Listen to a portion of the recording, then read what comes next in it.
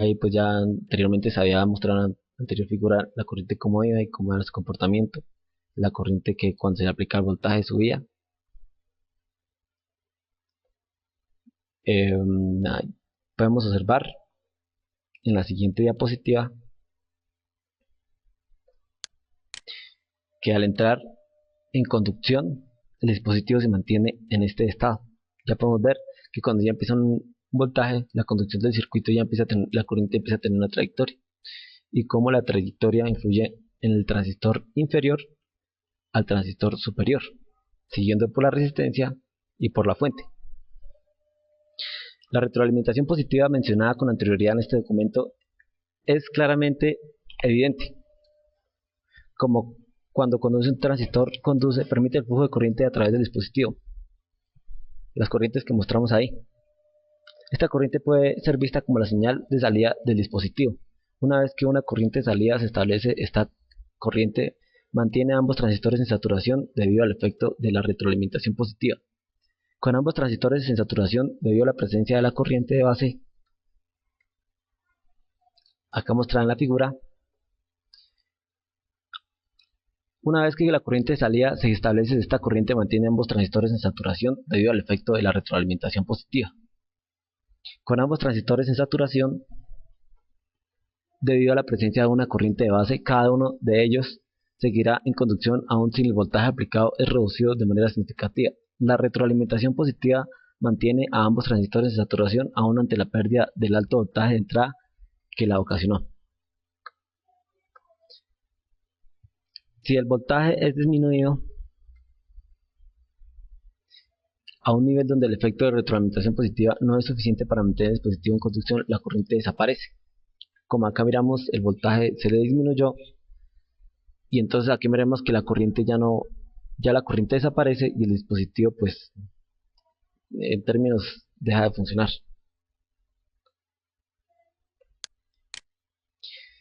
La curva del dispositivo es claramente una curva de histeresis típica.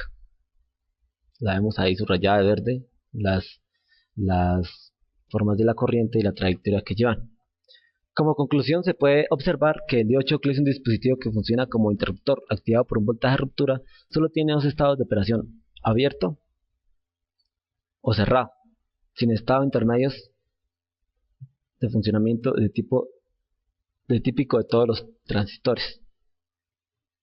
Acá alcanzamos a mirar ahí la trayectoria que lleva la corriente.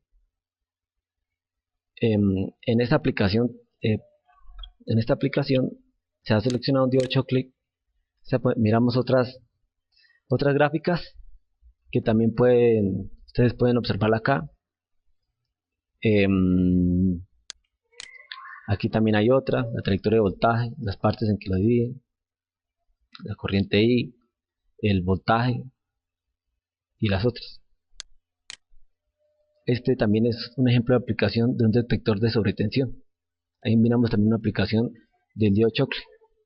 Y también lo utilizan acá midiendo un voltaje de salida y un voltaje en pico de entrada en una señal cuadrada, con la resistencia de 10 ohmios, una de 4 ohmios y un condensador. Ahí miramos cómo lo conectaron y cómo se utilizó el símbolo.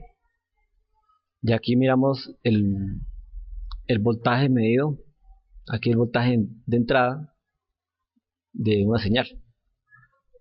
En esta aplicación se ha seleccionado un diodo Shockley con una tensión de conducción de 10 voltios. Por tanto, si la tensión de la fuente es correcta, es decir, de 9 voltios, el diodo está abierto, no circula corriente por él y la lámpara estará apagada. Pero si la tensión de la fuente supera por un fallo en su funcionamiento una tensión de 10 voltios, el diodo entra en saturación y la lámpara se enciende, permanecerá encendida y el diodo cerrado, aunque la tensión vuelva a 9 voltios, mostrado de esta manera. Si ha habido un fallo, la única forma de apagar la lámpara sería desconectar la alimentación. Acá miramos también, pues ya lo había mostrado antes, acá tengo varias figuras, y acá miro el diodo de Shockley, PNPN, el símbolo del diodo. En el otro pedazo miramos también uno más original, y el otro pues ya el símbolo o cómo se utiliza, de todos con su ano y su cato.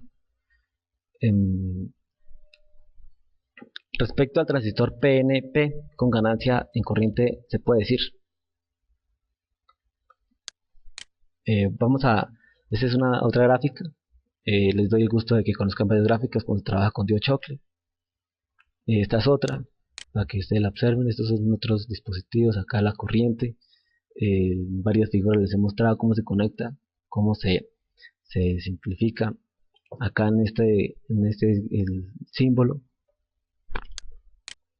Acá en la siguiente parte vamos a mirar las ecuaciones que relacionan el Diochocle. El Diochocle respecto al transistor PNP con ganancia en corriente alfa sub 1 se puede escribir que la corriente de beta es igual a la corriente de emisor sub 1 menos la corriente de colector sub 1.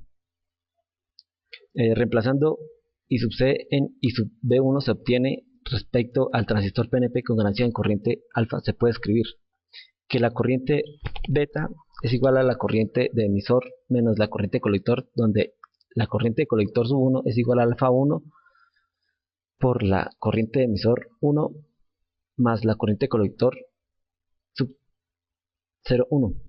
Reemplazando I sub C1,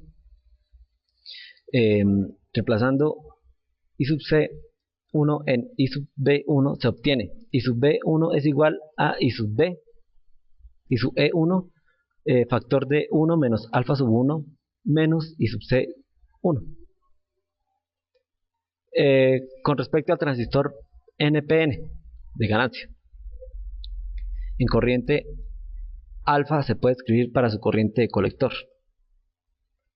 I sub C2 es igual al alfa por la corriente de emisor sub 2 más la corriente de colector open sub 2, donde I sub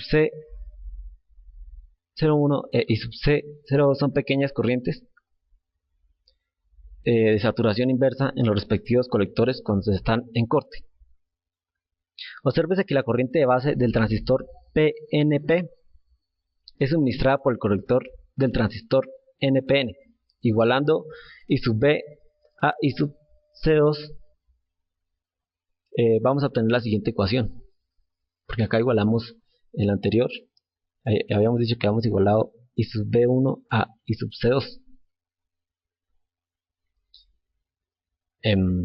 O sea, I sub B1 igualamos a I sub C2, I sub B1, I sub C2.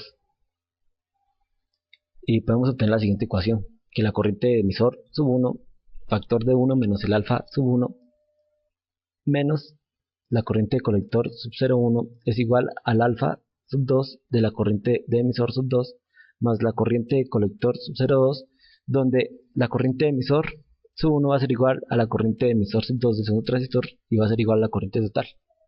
Entonces la corriente va a ser el factor, la corriente total de los dos transistores igualadas de I sub E1 es igual a I sub D2 igualadas, vamos a tener una sola I, y esa I va a ser factor de 1 menos alfa sub 1, factor de menos I sub C01 es igual a alfa sub 2 por I más I sub C sub 2.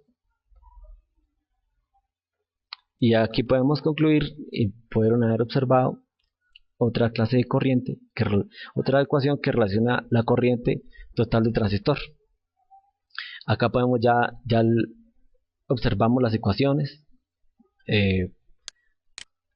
la bibliografía. Acá dejo la bibliografía, de qué lugar de internet lo saqué. Y agradezco al profesor y al ingeniero Álvaro Fernández por su atención y por su comprensión y su observación en este trabajo hecho. Gracias por su atención. Hasta luego.